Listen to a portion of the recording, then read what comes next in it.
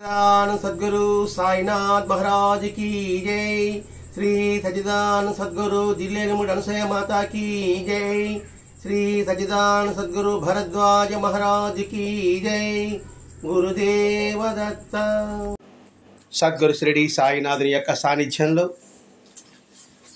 ఆచార్య ఎక్కిరణ Bharadwaj master గారి యొక్క పర్యవేక్షణలో జిలేముడిలో అనసూయమ్మ మాత దగ్గర మాస్టర్ గారు తాను అనుభవించి ఆస్వాదించిన వింతలు విశేషాలని మనకు అందిస్తున్నాడు. ఒక్కొక్క ఘట్టం, ఒక్కొక్క ఆదివారం ఒక ఘట్టం ఒక అద్భుతమైన దివ్య ప్రబోధాన్ని కలిగిస్తుంది. అద్భుతమైన దివ్య ప్రబోధము. అద్భుతము అంటే దాన్ని నిర్వచించలేము.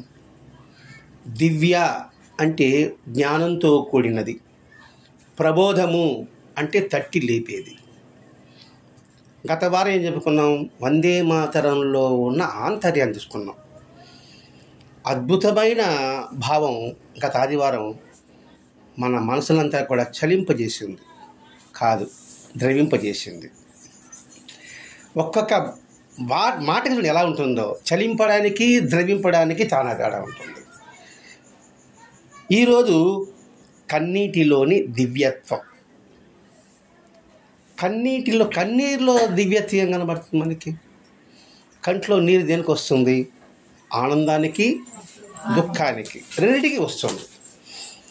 దుఃఖాల్లో వచ్చినా ఒక దివ్యత్వం ఉంటుంది గమనిస్తే, ఆనందంలో కూడా దివ్యత్వం ఉంటుంది గ్రహిస్తే. తేడా ఉంటుంది. ఎందుకు ఏడుస్తున్నావు? అది ఆనందమా దుఃఖమా తెలియదు. గ్రహిస్తే ఆనంద దుఃఖం అని కనిపిస్తుంది, గ్రహించకపోతే దుఃఖం యొక్క కన్నీరు అనిపిస్తుంది. దుఃఖమైన కన్నీరు అనిపిస్తుంది.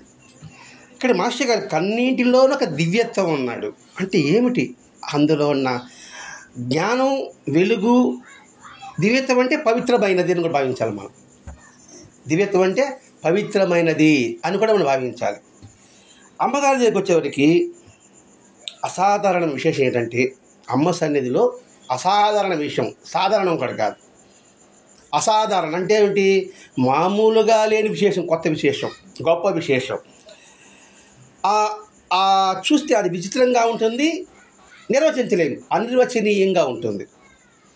అకస్మాత్తుగా అమ్మని దర్శిస్తగానే ఏదో ఒక హృదయం ఒక ద్రవించడము, పెళ్ళిబుక్కిన దుఃఖము, భావావేశము, కంట్లో నుంచి గలగల గలగల నీరు గారిపోతుందట, కంఠం మూగబోతుందట, పెదవులు చుబుకాలు వణుకుతాయట. మరికొన్ని సమయాల్లో అమ్మకి పాదాలు తాకగానే భావావేశంతో, అది మాటల్లో చెప్పలేని భావస్ఫూర్తి, కంఠం బొంగురుపోవడం కావచ్చు, చుబుకం వనకడం కావచ్చు, కళ్ళ నీళ్ళు కరడం కావచ్చు, శరీరం అంతా కూడా వనకడం కావచ్చు, ఆ రూపం కనిపించకపోవడం కావచ్చు. ఎందుకంటే కన్నీరు అడ్డుపడుతుంది కదా. ఆ పాదాలు తాకినప్పుడు పెద్దగా విలపించటం. అంటే విలపించడం అంటే మనకి ఏడుపు అనే పదం వస్తుంది. ఆ ఏడుపు ఎందుకు? అమ్మని చూస్తానే, భగవం చూస్తానే ఎందుకు ఏడుపు వస్తుంది? ఎందుకు విలపిస్తుంటాము? ఈ అనుభవానికి అయిన వాళ్ళు ఎందుకయ్యా మరగున్నారు చెప్పలేరు. ఎందుకు అలా ఉన్నాను, ఎందుకు అలా అనిపించింది నాకు, ఎందుకు అమ్మని చూడగానే నాకు అలా అనిపించింది, ఎందుకు అనిపించింది, ఎందుకు ఏడ్చావు, ఎందుకు వండికావు, మాట్లాడలేకపోయినావు, అమ్మని కూడా పిలవలేకపోయినావు అన్నా కూడా వాళ్ళు ఏం వివరించలేకపోయారు. ఇది ఇటు భావం చాలామంది మహాత్ముల సన్నది వచ్చిన వాళ్ళకందరూ కూడా అటు అనుభూతి కలుగుతూనే ఉంటుంది. మాస్టర్ గారికి అనుమానం, ఎందుకు ఇలా జరుగుతుంది అని అమ్మగారిని అడగాలని సాహసించాడట. అంటే అడగడానికే కొంచెం ఎవరు అడగరు కదా, ఏం అడిగితే ఏం అడగకపోతే ఏం శపిస్తుంది అని భయం కదా. అందుకని ఆయన సాహసించాడు, పదం వాడాడు. ఏదైనా విషయం అడిగితే తెలుస్తుంది, లేదా తెలుస్తుంది, ఎందుకు మళ్ళీ అనిపిస్తుంది అని అడిగితే తెలిసిపోతుంది. ఎవరు అడగరు, అందుకని సాహసించాను అన్నాడు. అంటే ఎవరు తెలియని పని తను చేస్తున్నాడు. అది మనం గమనించాలి. మాస్టర్ గారి తత్వం అంటే ఎవరు చేయని పని తను చేస్తున్నాడు. మొట్టమొదట మాస్టర్ గారి అన్వేషణ కూడా ఎలా ఉంది? ఎవడో చెప్పింది నమ్మలే. తను పరిశోధించాడు, తను శోధించాడు, తన అనుభవం తీసుకున్న తర్వాత పుస్తకాలు చదివాడు. అట్లాగే ఇక్కడ కూడా ఆయన సాహసించాడట. చాలాసార్లు అడిగాడట్టుగా. అమ్మ సమాధి దాటేసింది. అది కాదులే, ఇది కాదులే, ఏదో చెప్పుకుంటా వచ్చింది. ఎందుకమ్మా వాళ్ళు సమాధి ఏడుస్తున్నారు, ఎందుకు విలపిస్తున్నారు, ఎందుకు నీళ్ళు కారుతున్నారు, కళ్ళ నీళ్ళు కారుతున్నాయి, ఏదో ఒక సాకు చెప్పుకుంటూ వచ్చింది. ఏదో ఒక సమాధానం ఇవ్వడానికి అనిపిస్తుంటుంది. ఒకసారి చెప్పిందట, ఎదుటి వ్యక్తిలో మంచితనాన్ని చూస్తే ఏడుపు వస్తుందని. ఎదుటి వ్యక్తిలో మంచితనాన్ని చూసి ఏడుపు వస్తుందని. అది కూడా మాస్టర్ సమాధానం రుచించలే. ఇదేదో కాకతీయంగా చెప్పింది లేని. ఎదుటి వ్యక్తిలో మంచితనం చూసి ఏడుపు వస్తుంది అని ఏదో ఒక సమాధానం చెప్పినట్టుగా అనిపించింది మాస్టర్ గారికి. కానీ అది మాత్రం కారణం కాదు. మనమైతే అదే కారణం అనుకుంటాం. అని వదిలిపెట్టాడండి. చివరి మూలం దొరికేంత వరకు భరద్వాజ మాస్టర్ గారు తీవ్ర ప్రయత్నం అంతే. ఏదో ఒక సమాధానానికి మనసు గొప్పదు. అటువంటి తెలిపోవాలి. సరైన వాస్తవాన్ని మనం గ్రహించగలగాలి, తెలుసుకోగలగాలి, తెలియజెప్పగలగాలి. మనం గ్రహించకపోతే, తెలుసుకోలేకపోతే మనం ఏం తెలియజెప్పగలం? నాకు తెలిసింది మేము చెప్పగలం. అది రాంగ్ అవ్వచ్చు, పొరపాటు అవ్వచ్చు, తప్పు అవ్వచ్చు. అందుకని మాస్టర్ గారికి ఆ సమాధానం రుచించలేదు. అసలు కారణం చెప్పమని బ్రతిమలాడితే, ప్రాధేయపడితే, పుట్టగానే పసిబిడ్డ ఏడుస్తుందో, ఎందుకు ఏడుస్తుంది? అదే కారణం, అదే నేను. వీరికి కూడా ఆ భావనలో ఉంది. పుట్టగానే పసిబిడ్డ ఎందుకు ఏడుస్తుందో, ఎందుకు ఏడుస్తుంది? అంతర్ముఖంలో నుంచి బయటపడ్డాం. ఎందుకు బిడ్డ ఏడుస్తారంటే, అంతలో గర్భంలో ఉండేటప్పుడు హాయిగా పూర్వజన స్మృతితో బ్రహ్మాండంగా ఉంటారు వాళ్ళు. బయటపడబడగానే అయ్యో భగవంతుడా మళ్ళా వచ్చి ఈ లోకంలో పడ్డానా అని ఏడుస్తుంది కాబోలు. ఇక్కడ అమ్మ విషయం ఏమైంది? బయటపడగానే ఆహా అమ్మ దర్శనం అయింది అనే భావవేశంతో ఏడుపు కాబోచ్చు అని ఆమె సమానం చెప్పిందట. అర్థమైంది లేదు. మరి ఎందుకు ఏడుస్తున్నారంటే, పుట్టిన బిడ్డ ఎందుకు ఏడుస్తుందో అందుకే వీళ్ళు ఏడుస్తున్నారు. దానికి ఏమంటే, అంటే మీ దర్శనంతో ఆంతర్యం పునరుద్భవించిందా? ఆంతర్యం అంటే పుట్టబిడ్డగానే తన ఆంతర్యంగా దాగా ఉన్న దైవశక్తి అనండి, లేకపోతే జ్ఞానం అనండి, మర్చిపోయిందా అని తిరిగి అది మళ్ళా పుట్టిందా, మళ్ళా ఉద్భవించిందా అని అడిగాడు ఒకడు. ఏడుస్తుంది కదా, పుట్టగా నేర్చినప్పటికీ నా నిజత్వాన్ని చూసినామును అనే భావనతో.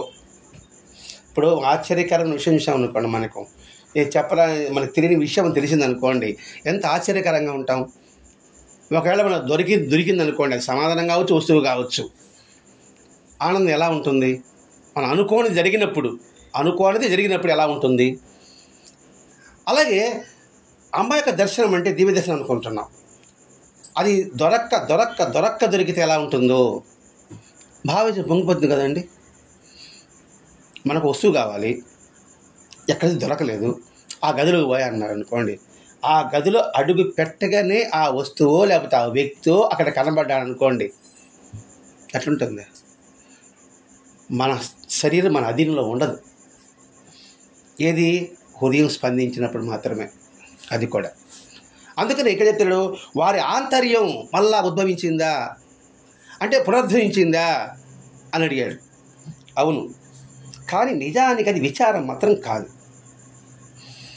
ఆ ఏడుపు అనేది విచారం మాత్రం కాదు. సామాన్యంగా దుఃఖానికి ఒక కారణం అంటూ ఒకటి ఉంటుంది. ఏదో కారణం ఎందుకు ఏడుస్తారండి? ఏదో కారణం ఉంటుంది. కానీ ఇది అకారణము. దీనికి కారణమే ఉండదు. ఆ ఏడుపుకి కారణం లేని ఏడుపుని పదం వాడుతున్నాను ఇక్కడ. ఆ కారణం ఏడుపుకి దానికి ఏ కారణము ఉండదు. మరి ఏ కారణం లేకుండా ఎలా జరిగింది అంటే, అది హృదయానికి సంబంధించిన ప్రక్రియ. అలా స్పందిస్తుంది అంతే. ఎందుకు స్పందిస్తుందో దానికే తెలియదు, ఎందుకు స్పందించాలో వీడికి తెలియదు. అంటే ఏమిటి? సహజంగా ఉంటుంది. కృత్రిమంగా ఏడుపు ఉండదు, కృత్రిమంగా నవ్వు ఉండదు. ఆ సహజంగా ఉండేదానికి అసలు కారణమే అనిపించదు. అది నిజంగా ఏడవడం మాత్రం కాదు. అంతకన్నా మించి పదం లేదు కాబట్టి ఏడస్తాను అని అంటున్నాం. అంతకుమించి వేరే పదంలా మనకి. అందుకని ఏది దొరక్క దాన్ని ఏడవడం అంటారు కానీ అని అమ్మ చెప్పారు. ఇంక వేరే ఇప్పుడు కాస్త దుఃఖాలు ఇది ఏమంటే ఏమంటే ఇంకేమైనా పదం ఉంది దానికి ఏమన్నా? దుఃఖం నీళ్ళు కారుతూ ఉంది ఏమంటాము? పదం ఏడుస్తున్నాను అంటామా? బాధని కాదు, బాధ వేరే.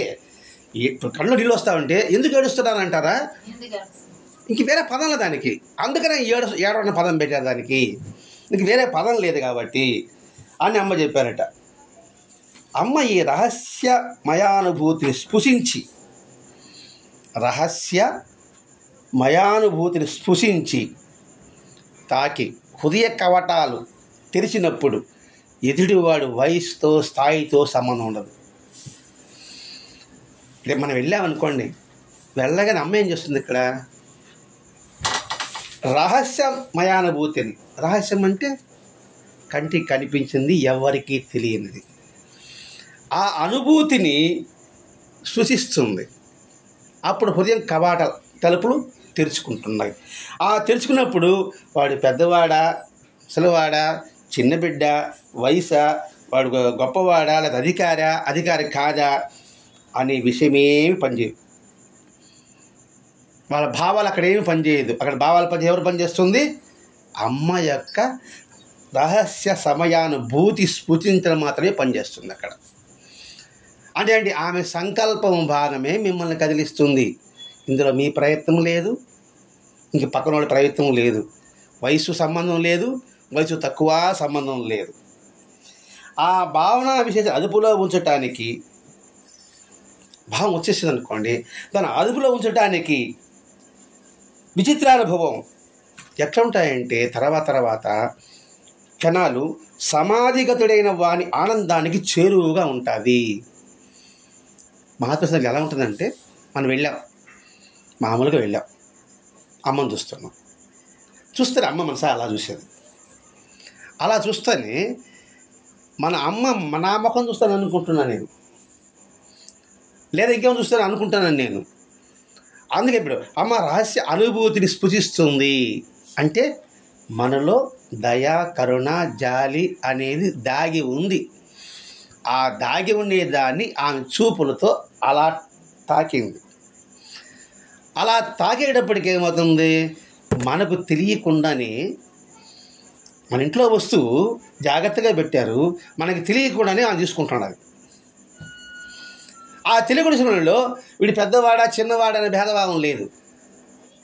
అటువంటి అనుభూతి ఎలా ఉంటుందంటే ఏది అక్కడ పనిచేయవు, మన భావాలు పనిచేయవు, మన భావాలు స్తబ్దైపోతుంది అంతే. అక్కడ ఏం చేస్తున్నామా ఏదో మనకే తెలియదు. అది ఎట్లా ఉంటుందంటే, అది ఎంతగానో అదుపులో ఉంచుకోవడానికి నువ్వు ప్రయత్నం చేసినా ఆ విచిత్ర అనుభవం ఎలా ఉంటుందంటే సమాధిగతుడైన వాని ఆనందానికి చేరువుగా ఉంటుంది. ఇక్కడ సమాధిగతుడు అనే పదం వాడాడండి. ఇక్కడ సమాధిగతుడు అంటే ఏంటి? శరీరము మనసుకు సంబంధం లేని స్థితి సమాధిగతుడి స్థితి.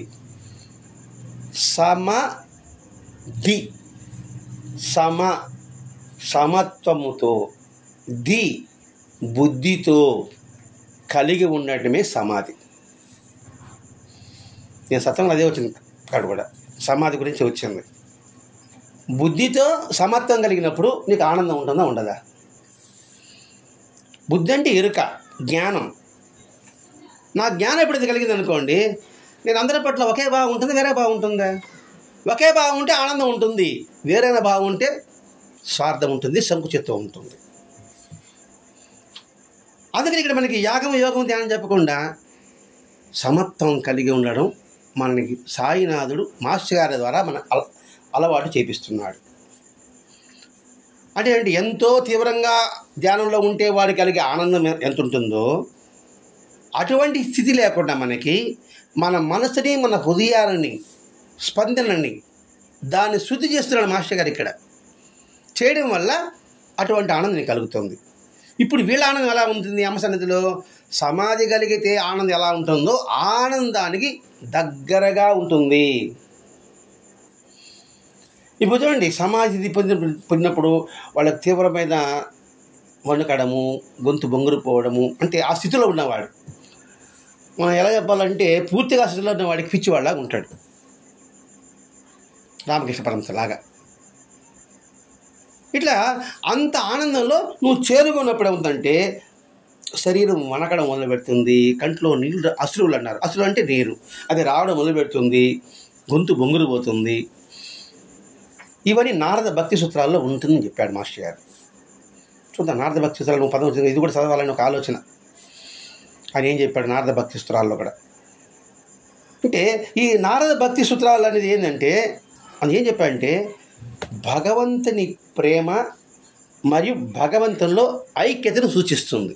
ఏది నారద భక్తి సూత్రాల్లో భగవంతునితో ప్రేమ, భగవంతునితో ఐక్యత సూచిస్తే సూత్రాలు నారద భక్తి సూత్రాలు. ఇప్పుడు ఈ శరీరం వనకడం కావచ్చు, గొంతు బొంగురు పోవడం కావచ్చు, అలాగే కంట్లో నీరు రావడం కావచ్చు, తీవ్ర భక్త ఆవేశం కావచ్చు, ఇవన్నీ వాటికి గుర్తు. దేనికి గుర్తు? భగవంతుని ప్రేమ పొందడానికి గుర్తు, భగవంతునితో ఐక్యం చేయడానికి గుర్తు. ఇక్కడ భగవంతుడు అంటే మళ్ళీ ఒక జ్ఞానానికి ఏమైనా పెట్టుకోవాలి మనం, జ్ఞానంతో ఐక్యత చేయడానికి అదే గుర్తు. అటువంటి భావస్ఫూర్తి, భావవేశము, భావోద్వేగము ఏదైనా కావచ్చు కాక అమ్మ సన్నిధిలో అలా ఉంటుంది. ఒక మాట చెప్పాలంటే తన్ను మైమరిచి ఉండడం,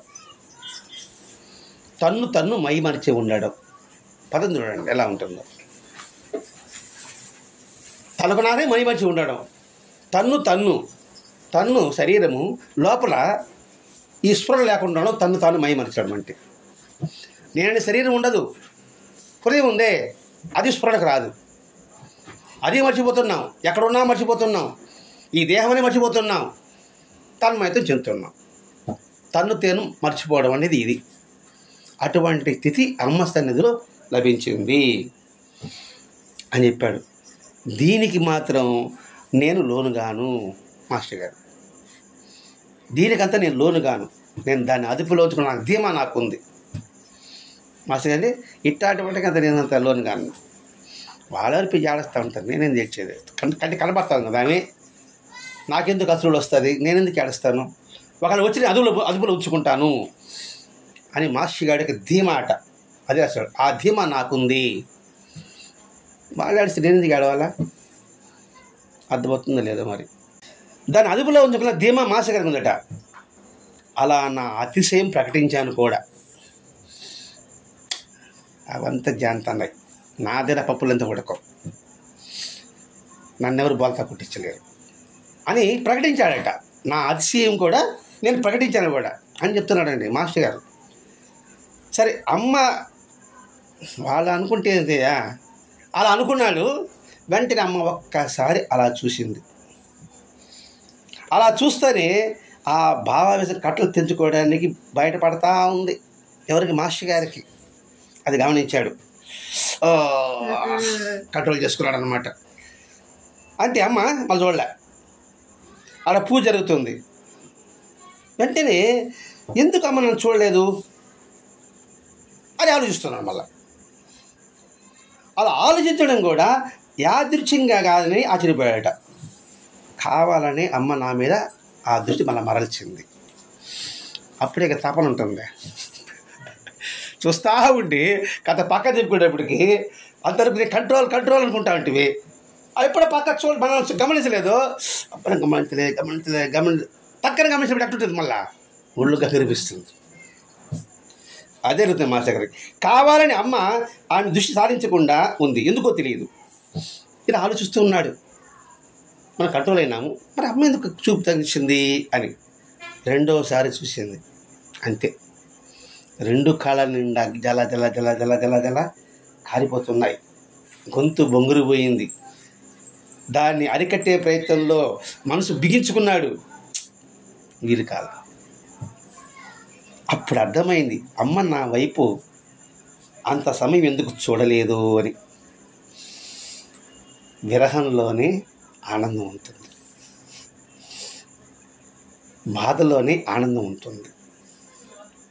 విరహం అన్నాడా? చూడలేదే అనుకుంటున్నాడా? ఇప్పుడు అర్థమైందన్నమాట.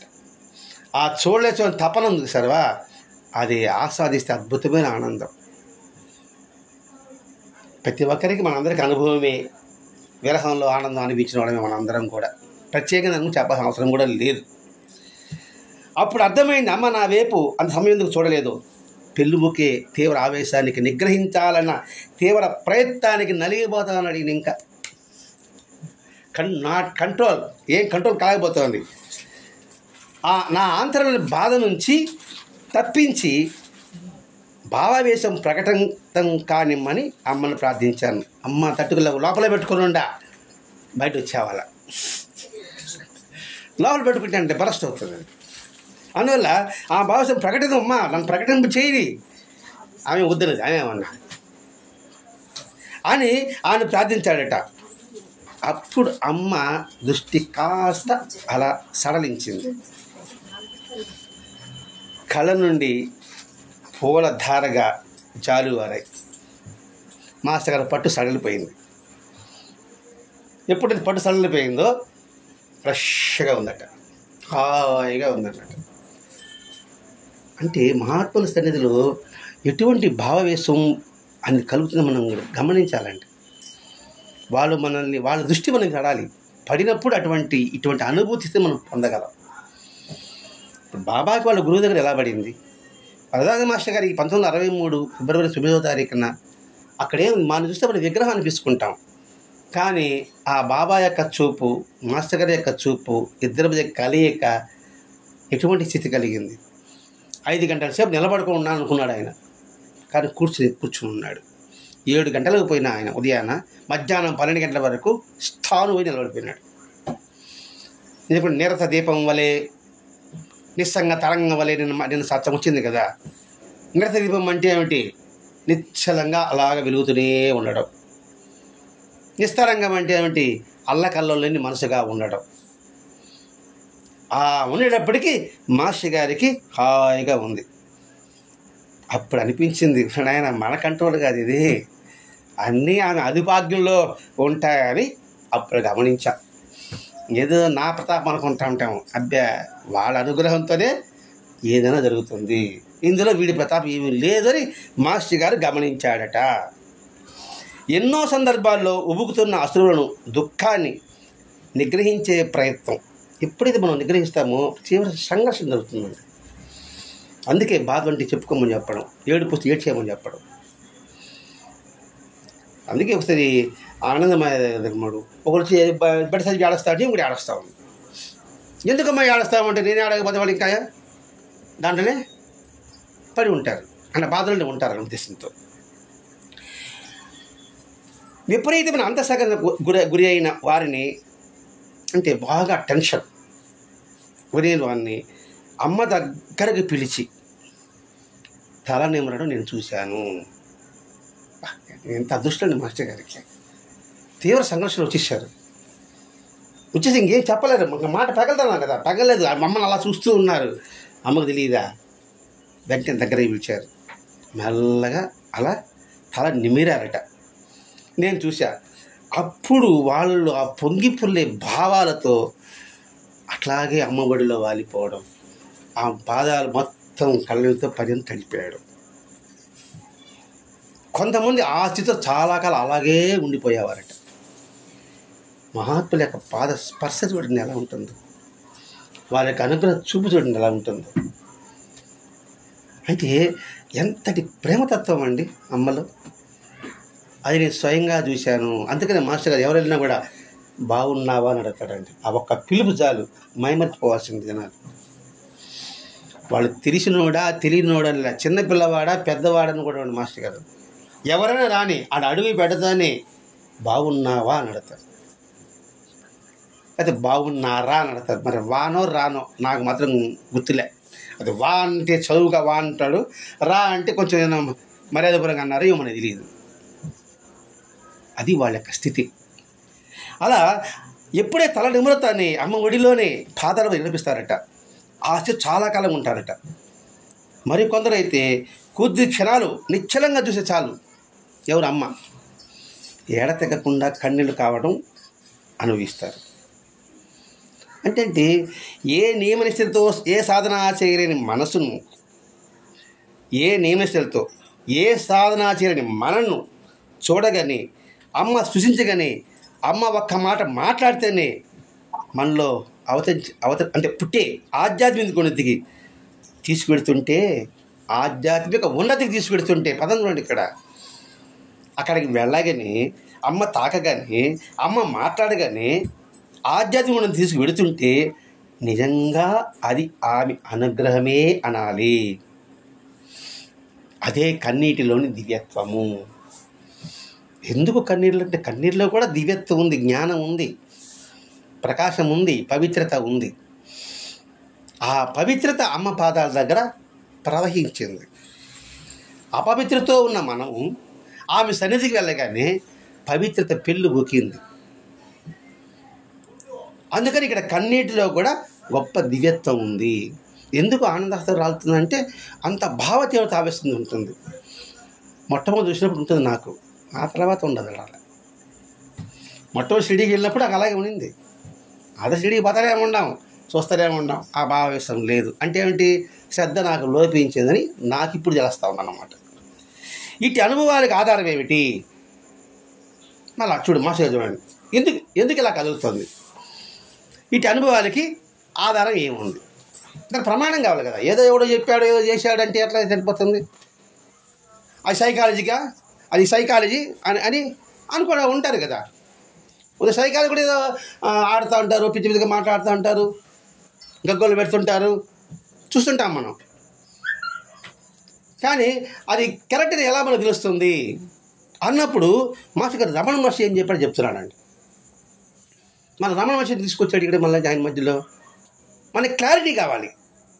ఏం చెప్పాడంటే, గురువు మనని అంతర్ముఖం చేస్తాడు. నిజమైన గురువు, సద్గురువు, పరమ గురువు ఆయన దగ్గరికి వెళ్ళగానే మన మనసుని అంతర్ముఖం చేస్తాడు. అంతర్ముఖం అంటే ఏంటి? ఇక్కడ బాహ్యం ఉండదు. నీ మనసు, నీ భావాలన్నీ కూడా లోపల నిన్ను దర్శింపజేస్తాడు ఆయన. ఎప్పుడైతే లోపల దర్శింపజేస్తామో మన నిజస్థితి ఏదో మనకు బయటపడుతుంది. బలహీనత ఉంటే బలహీనత బయటపడుతుంది, బలం ఉంటే బలం బయటపడుతుంది. అదే మన గురుచేతుల్లో కూడా ఒక అతనికి మరణ శిక్ష వేసేస్తారు. ఇప్పుడు సాయం దేవుడికే కదా. సాయం దేవుడు కడుపు నొప్పితో బాధగా ఉన్నప్పుడు వాడికి అన్నం పెట్టినప్పుడు ఒకడికి అన్నం పెడతాడు కదా. అన్నం పెట్టిన తర్వాత వాడికి బాగా అవుతుంది. ఆయన ఒక యవనుడు అధీనంలో ఉన్నాను, నా పరిస్థితి ఇలా ఉంది, ప్రతిసారి ఒకటి పిలిపించి వాడిని చంపుతాడు, ఈరోజు నా వాటా వచ్చింది అన్నప్పుడు బాబా అదేం చెప్తాడు? భగవంతుడే యజమానిరా నాయన అంటే పదం, బాబా చెప్పిన పదం ఆయన వాడున్నాడు అక్కడ. నువ్వు క్షేమంగా వచ్చి నేను ఇక్కడ ఉంటానన్నాడు. వీడు ఆలస్యంగా వచ్చాడనేసి ఆ రాజు చేస్తాడు, అంతఃపురంలోకి వెళ్ళినాడని రాస్తాడు. చదవండి మరొకసారి దాన్ని, ఆ అధ్యాయాన్ని. అంతఃపురంలోకి వెళ్ళాడంటాడు. అంతఃపురంలోకి వెళ్ళగానే అతడికి తన్నెవరో కోసినట్టుగా, తన్నెవరో కట్టినట్టుగా, తన ముక్కలు చేసినట్టుగా అనిపిస్తుంది. బయట వచ్చి ఈయనకి సత్కారం చేసి పంపించేస్తాడు. ఎక్కడికి వెళ్ళాడు? లోపల అంతఃపురం. పురం అంటే శరీరం, అంతఃం అంటే లోపలికి వెళ్తానే ఒరే మనకే జరిగితే మనకి ఎంత బాధ ఉంటుంది అనే లోపల కలిగింది. అదనమాట ఇక్కడ.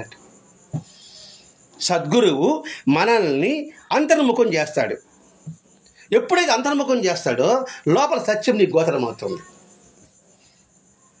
ఆ గోచరం అయితే దర్శింపగలిగే సామర్థ్యం నీలో ఉండాలి. ఎవరికి ఉంటుందంటే జిజ్ఞాసుకు ఉంటుందట. ఎవరికైతే తపన ఉంటుందో వాడి హృదయంలో తిష్ట వేసి కూర్చుంటాడట. ఇంకెప్పుడైతే ఆయన లోపల ఉన్నప్పుడు అదే కదా ఆనందం. అంతకుమించి ఆనందం ఇంకేముండదు. ఆనందం అదే పరమానందం, అదే బ్రహ్మానందం. కనుక అంతర్ముఖమైన మనసుని హృదయానికి లాక్కుంటాడు. ఎప్పుడైతే నీ మనసు అంతర్ముఖమైందో ఆ మనసు హృదయం వైపు దగ్గరికి రా. సూదంటి రాయిలాగా. ఇనుపు ముక్క నీకు తుప్పు ఉన్నంత వరకు అయస్కాంతం కూడా ఆకర్షించలేదు. ఇనుపు ముక్క తుప్పు పట్టిపోయింది, దాని అయస్కాంతం దగ్గర ఉన్నా కూడా అది పట్టుకోలేదు. తుప్పు వదలగొట్టాలి. తుప్పు వదిలినప్పుడు అయస్కాంతం దూరంగా ఉన్నా కూడా టక్కని ఆకర్షిస్తూ అవుతుంది. మనలో తుప్పు ఉంది, మలినం ఉంది.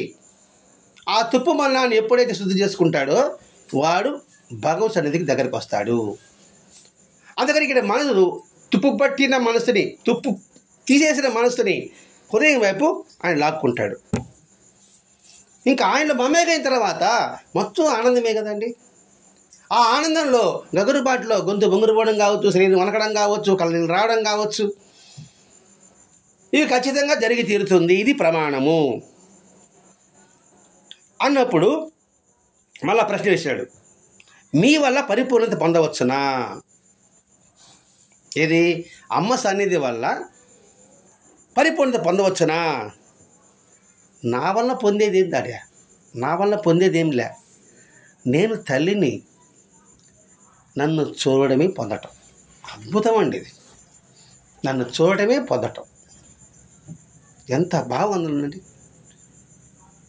నా వల్ల మీరు పొందేదంటే ఏముంది? నేను తల్లిని, నన్ను మీరు చూశారంటేనే అది మీరు పొందినట్టు లెక్క. అంతే అయిపోయింది. ఇప్పుడు తేనెలో పడిపోయిన తర్వాత రొట్టెలు తేనె పడితే ఏమవుతుందా? రొట్టె సపరేట్ పుట్టదా? రొట్టె తేనె అయిపోయింది, ఇంకే సపరేట్గా ఏముంది ఇక్కడ? అందువల్ల నేను తల్లిని, నన్ను చూడటమే పొందటం అన్న అమ్మ సమాధానం ఇప్పుడు రమణుడు చెప్పినాడే దానికి సరిపోతుంది కదా అంటున్నాడు మాస్టర్ గారు ఇక్కడ. రమణ ఏం చెప్పాడు? అంతర్ముఖం చేస్తామన్నాడు. ఆ తర్వాత జిజ్ఞాస హృదయంలో తిష్ట వేస్తానన్నాడు. ఆ తర్వాత చేసాడు, మనసుని హృదయం వైపు లాగుతా అన్నాడు. దీనికి సమాధానం దాని సరిపోయింది మాస్టర్ గారు అంటున్నాడండి ఇక్కడ. నన్ను చూడటమే పొందటము. రమణ మహర్షి దగ్గరికి వచ్చేసి ఏం మాటలు చెప్పడం, ప్రశ్నలు చెప్పడం లేదు, సమాధానం చెప్పడం లేదు, మౌనంగా ఉన్నారు. మీ దగ్గరకు వచ్చి ఏం ఉపయోగం? మీరేమో సమాధానానికి వచ్చాడు. ఇప్పుడు అందరూ శంకరాచార్యులంతా కూడా దేశ పర్యటన చేశారు కదా, మీరేం చేయడం లేదు అంటే నేను ఈ శరీరంతో ఉండడమే ప్రాముఖ్యత అన్నాడంట. నేను ఉంది కాబట్టి మీరు రాగలిగారు ఇక్కడికి, మీరు రాగలిగారు కాబట్టి మీరు ఆనందం పొందుతున్నారు ఇక్కడ. కాబట్టి ఈ శరీరం ఉండడమే ప్రాముఖ్యత. మీకు కొత్తగా నేను చేసేదే ఉంది ఇక్కడ. తిరిగి చేయాలా? పోయా ఎక్కడితో బటన్ నొక్కుతాను నేను, ఇక్కడ బటన్ నొక్కితే గాంధీ జరుగుతాడు. నేను చెప్పి ఆర్పి చేసేది ఇక్కడ బటన్ లేకపోతే నేను పోయి తిరిగి పని చేయాలి ఇక్కడ. అన్ని నా చేతిలో ఉన్నది ఇక్కడ. అదండి రమణ మహర్షి చెప్పిన దాంట్లో భావం అనేది. అందుకని ఇప్పుడు భగవంతుడి చేతిలో మన కీలుబొమ్మని పదం భగవంతుడు మన కంటికి కనబడడు, కానీ ఆయన అనుకున్న రీతిలో స్పృశిస్తున్నాడు, అనుకున్న రీతిలో మనం నడిపిస్తున్నాడు. కాబట్టి విశ్వసృష్టి అంతా కూడా వాళ్ళ చేతిలో ఉంటుంది. ఇంకా సపరేట్గా వచ్చి పని చేసేది అక్కడ. ఇప్పుడు చూడండి, ఒక పని చేయాలంటే ఇంతకుముందు పరిగెత్తేవాళ్ళం, ఇక్కడ కూర్చుంటాం, ఫోన్ పెట్టుకుంటున్నాం, పెళ్లి చేయాలా, పూల డెకరేషన్ ఫోన్ అయిపోయింది, మేళగాళ్ళు అయిపోయింది, క్యాటరింగ్ అయిపోయింది, సత్రం అయిపోయింది, ఇంకా మాట్లాడే మీటింగ్ కార్డు కూడా వాట్సాప్ అయిపోయింది. దాన్ని సపరేట్గా పెళ్లి పత్రిక వచ్చి ఊరో తిరిగి ఇవ్వాల్సిన అవసరం ఉందా? ఉందమ్మా ఇప్పుడా? లేదు. అన్నీ మన చేతిలో ఉంది కదా, ప్రపంచం మన చేతిలో ఉంది. కానీ మన మనసులే ఒక చేతిలో లేదు. ప్రపంచ అరసలు పెట్టుకుని ఆడుకుంటూ చూస్తున్నాం కానీ మనసులను మాత్రం మన గుప్పెట్నే ఉంచుకోలేకపోతున్నాం. ఇంతటి అర్థం ఉంది అక్కడ. నన్ను చూడటమే పొందడం అని. ఇక్కడ రమణ మహర్షితో ఒక శిష్యుడు అడిగాడట మామూలుగా మాట్లాడలో. అది చెప్పి వ్యాసం ముగిద్దాము. ఈ పదాలు వాడుతున్నాడు ఆయన కూడా. అది చెప్పి ఆ సంభాషణతో ఈ వ్యాసం ముగిద్దాం. ఆత్మవిద్యా విలాసము మొత్తం పుస్తకంలో బొంగురు గద్గద స్వరము, ఆనంద బాష్పాలు అని చెప్పబడి ఉన్నాయి కదా. ఈ లక్షణాలు సమాధిలో కనిపిస్తాయా, లేదా సమాధికి పూర్వం కానీ తర్వాత కానీ కనిపిస్తాయా? ఇది ప్రశ్న. ఆత్మ విద్యా విలాసము అదొక పుస్తకం. మన విచార సాగరము, పంచదశి, భావార్థ రామాయణ పుస్తకంలాగా ఆత్మ విద్యా విలాసము. దాన్ని ఏం చెప్పాడు? గొంతు బొంగురు పోతుంది, ఆనంద బాష్పాలు ఉంటుంది కదా, అది సమాధిలో కలుగుతుందా, సమాధికి ముందు కలుగుతుందా, లేదా సమాధి తర్వాత కలుగుతుందా అని ప్రశ్నిస్తున్నప్పుడు ఇక్కడ ఆత్మ విద్యా విలాసం అనేది ఎవరంటే సదాశివ బ్రహ్మేంద్ర స్వామిని ఆయన రచించిన గ్రంథం అంటది. వీరబ్రహ్మం గారు కాదు, సదాశివ బ్రహ్మేంద్ర స్వామి అంటే కన్నడలో ఉండే ఆయన అనుకుంటున్నా నాకు తెలిసి. ఆయన రచించిన గ్రంథం అది. అంటే అప్పుడు చెప్పాడు రమణ మహర్షి, సూక్ష్మాతి సూక్ష్మమైన మనోవృత్తి లక్షణాలు అవి. సూక్ష్మమే గొప్పది, సూక్ష్మాతి సూక్ష్మం. మనోవృత్తి, వృత్తి అంటే ఒక తరంగం, ఒక రౌండ్ అనుకుందాం. మన మనసు వృత్తి లక్షణాలు అవి. ఏది గొంతులు బొంగులు పోవడం కావచ్చు, ఆనంద బాష్పాలు కారడం కావచ్చు. అసలు సమాధి అంటే ఏంటి అది కూడా చెప్తున్నానండి. సమాధి అంటేనే పరమ ప్రశాంతత. మనం చెప్పుకుంటాం సమ ప్లస్ ధి, సమత్వంతో బుద్ధితో ఎదుగుతో కలిగి ఉంటే ప్రశాంతత కలండి. ఇప్పుడు మనం అందరూ ఒకటే భావన అనే బుద్ధితో ఉన్నప్పుడు మనసు ప్రశాంతంగానే ఉంటుంది. ఇక్కడ వచ్చిన వాళ్ళు ఒక శత్రువు ఉన్నాడు, ఇక్కడ నా మిత్రుడు ఉన్నాడు ఇక్కడ అనుకున్నప్పుడు వీడు చెప్పింది వినబడదు, అటువంటి వాళ్ళు కనబడరు. ఇంకా ఆడ ప్రశాంతం ఉంటుంది. ఎప్పుడెప్పుడు అయిపోతుందా, ఎప్పుడెప్పుడు ప్రశాంతం తీసుకోకుండా వెళ్ళిపోతామా, ఇంటికి నేను రాకూడదు కదా, ఎందుకు వచ్చాను, కానీ ఆయన ఏమనుకుంటాడు వచ్చాను, ఇట్లాంటివి ఉంటాయి కదండి. ఆ విషయం చెప్తున్నాను ఇక్కడ.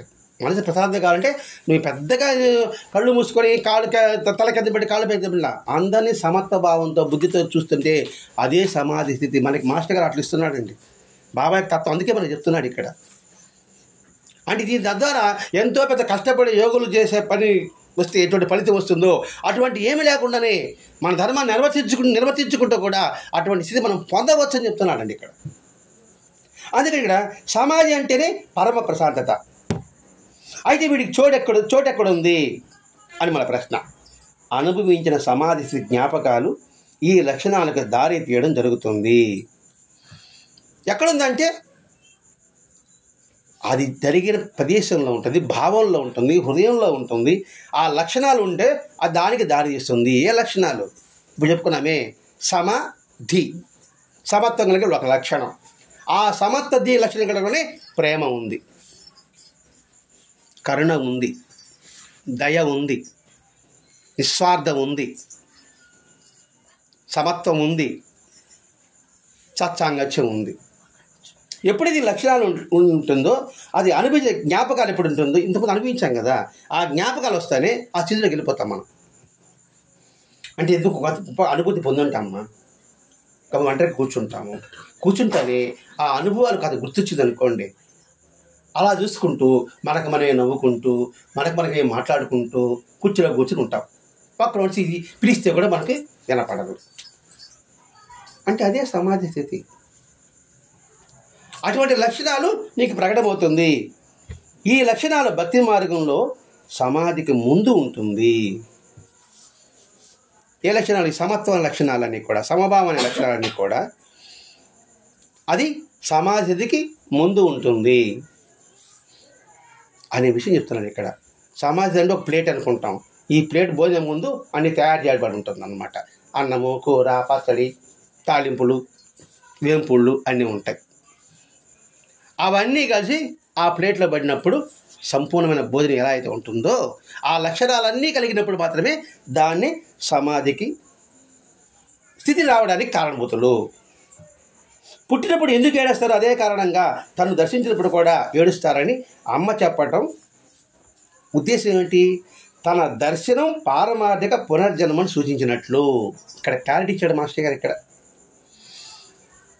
పుట్టగానే బిడ్డ ఎందుకు ఏడుస్తాడో నన్ను చూస్తే ఆయన అమ్మ సమాజం చెప్పారు కదా, దానికంటున్నాడు పుట్టినప్పుడు ఎందుకు ఏడుస్తారో అదే కారణంగా తను దర్శించినప్పుడు కూడా ఏడుస్తారని అమ్మ చెప్పటం తన దర్శనం పారమార్థిక పునర్జన్మ అని సూచించినట్లు. పారమార్థిక లౌకికం కాదండి, పారమార్థిక పునర్జన్మ. పారమార్థికం అంటే మనలో తట్టి లేపుకోవడం, జ్ఞానం కలగడం.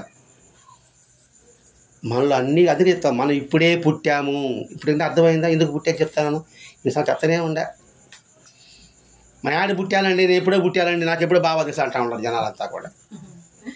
లేదు అలా అంటే పారమార్థిక పునర్జన్మ ఇప్పుడే నీకు వచ్చిందిరా.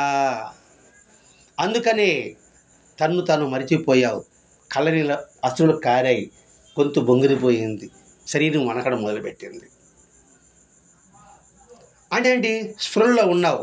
ఏ స్పృహలో ఉన్నావు? ఎదురుగా దివ్యజ్యోతి అయిన అమ్మ తత్వాన్ని, అమ్మ దర్శనాన్ని, అమ్మ రూపాన్ని దర్శిస్తున్నావు. ఇక్కడ ఇంతకుముందు దర్శించలే, నువ్వు లౌకికాన్ని దర్శించుకుంటూ వచ్చావు, ఇప్పుడు అమ్మ దర్శించావు. అంటే ఏమిటి? లౌకికంగా దర్శించినప్పుడంతా కూడా నువ్వు అజ్ఞానంలో ఉన్నావు, నిద్రలో ఉన్నావు, సోమర్థనంలో ఉన్నావు. ఎప్పుడైతే జ్ఞానం దర్శించావో అప్పుడే నువ్వు మేల్కొన్నావు. అదే నీకు పునర్జీవితం. ఇదండి భావం. కాబట్టి నాకు బాబా ఎప్పుడు పరిచయం అయినాడు అంటే, నాకు బాబా పరిచయం అయింది ఒక 50 సంవత్సరాలు అయితే నేను 50 రోజుల బిడ్డను మాత్రమే అని నేను భావించుకుంటున్నానండి. అంటే అప్పుడే నాకు జన్మ వచ్చింది, అప్పుడే నాకు తెలివి వచ్చింది. ఆ తెలివిలో కూడా అవకతవకలు మళ్ళా ఆ తట్టుకొని 50 రోజుల బిడ్డకు వచ్చేటప్పటికి కొంచెం తెలివి వచ్చింది. ఇసుక రేణువులు ఒక్కోటే వంతు. కాబట్టి ఇక్కడ ఆ అండినంటే మన పునర్జన్మ సూచించినట్లు అదే సత్యాన్ని వివరిస్తూ రమణ మహర్షి కూడా సచ్చిదానందమైన ఆత్మ నుండి అహంకారం ఉద్భవిస్తేనే ఆత్మను మర్చిపోవడమే జన్మ. ఆత్మను మర్చిపోవడమే జన్మ. ఇందుకు చెప్పుకున్నాం, గర్భంలో ఉన్నంత వాడు తెలివిగా ఉంటాడు, వాడు పూర్తిగా సుకృత ఉంటుంది వాడికి, ఆ పిండానికి. బయట పడగానే బొడ్డు కట్ చేయగానే అది మర్చిపోతాడు. అంటే ఇక్కడ ఏమైంది? ఆత్మ అహంకారాన్ని ఆవహించింది. ఆవహిస్తానే అసలు తత్వాన్ని మర్చిపోతున్నాం. అలా మర్చిపోవడమే జన్మ.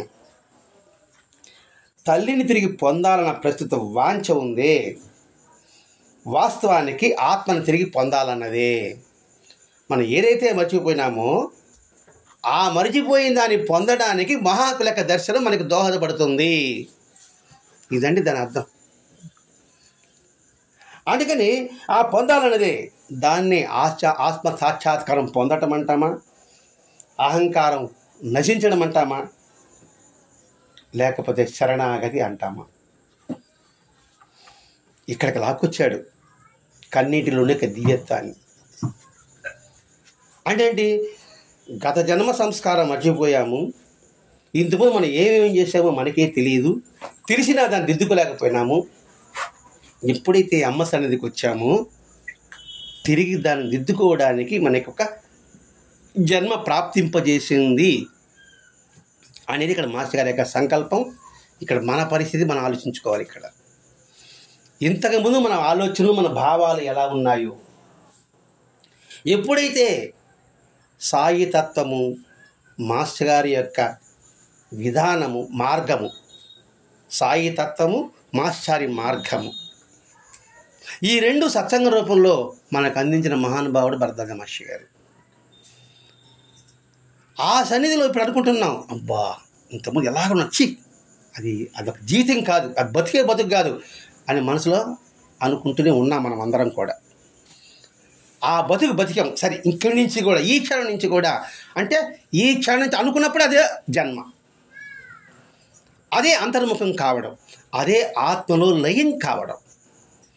ఆత్మలయం కాబట్టి నాలా ఆత్మ నీ ఆత్మ లయమైనా మనం లయమేం కాబట్టి కదా మనకు ఆనందంగా ఉంటుంది. లయం కాబట్టి ఆనందం ఎలా ఉంటుంది? మీరు వేరు, నేను వేరు అయిపోతాం.